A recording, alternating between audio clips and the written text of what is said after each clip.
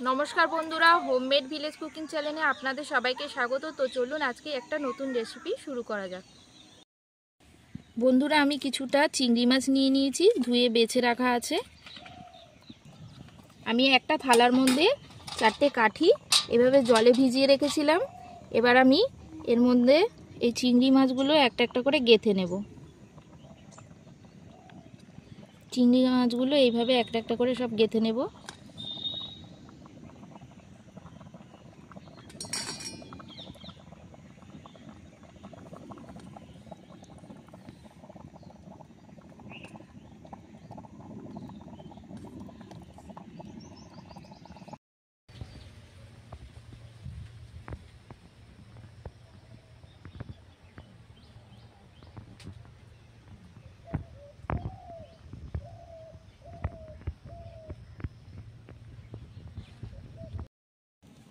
আমার সব কটা কাঠিতেই চিংড়ি মাছগুলো গাঁথা হয়ে গেছে এইভাবে।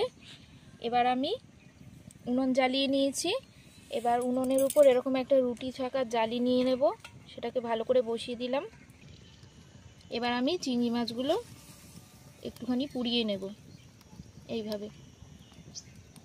খুব বেশি পোড়াবো না, এপিট ওপিট করে হালকা পুড়িয়ে নিলেই হবে।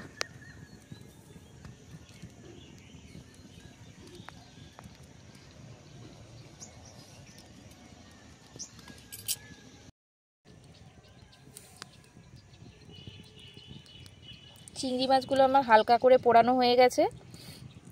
এবার আমি এগুলো নামিয়ে নেব। খুব বেশি পোড়াবো না কখনোই। এবার আমি উনুনে একটা কড়াই বসিয়ে দিলাম। এবার আমি এর মধ্যে কিছুটা সর্ষের তেল দিয়ে দিলাম। তেলটা গরম হয়ে গেছে। এবার আমি একটুখানি খুন্তি দিয়ে ভালো করে নেড়ে চেড়ে নেব।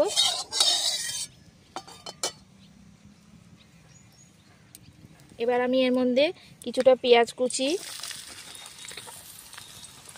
কয়েকটা রসুন, দুটো শুকনো লঙ্কা, দুটো কাঁচা লঙ্কা একটু ভেজে নেব।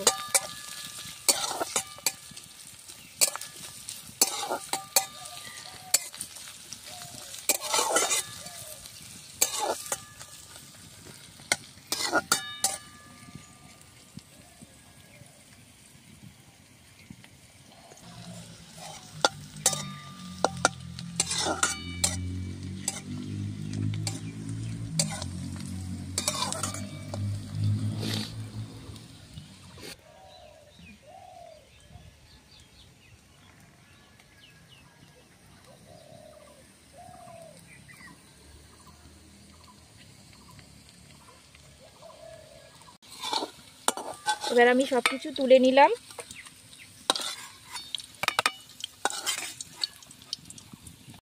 এবার আমি ভেজে রাখা পেঁয়াজ, লঙ্কা, রসুনটা দিয়ে দেব শিলনোড়াতে। আর এই চিংড়ি মাছগুলো যেগুলো পুড়িয়ে রেখেছিলাম ওগুলোও সব কটা দিয়ে দেবো।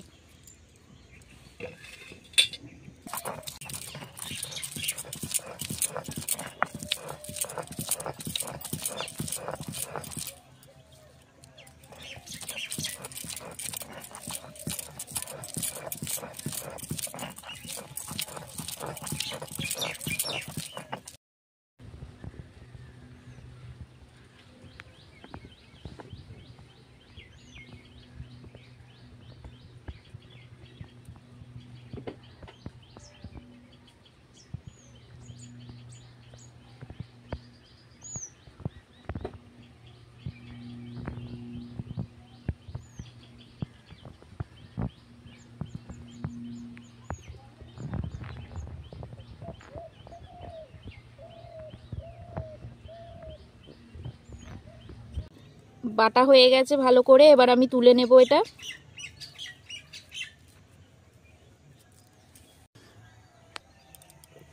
উনুনে এবার কড়াইটা বসিয়ে দিলাম। পেঁয়াজ ভাজার তেলটা গরম হয়ে গেছে। এবার আমি এর মধ্যে বেটে রাখা চিংড়ি মাছটা দিয়ে দেব।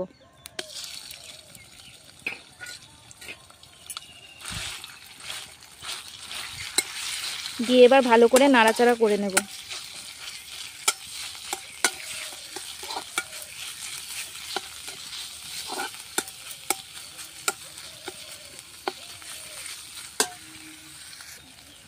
এবার আমি এর মধ্যে স্বাদ মতো নুন দিয়ে দিলাম। নুন দিয়ে ভালো করে মিশিয়ে নেব।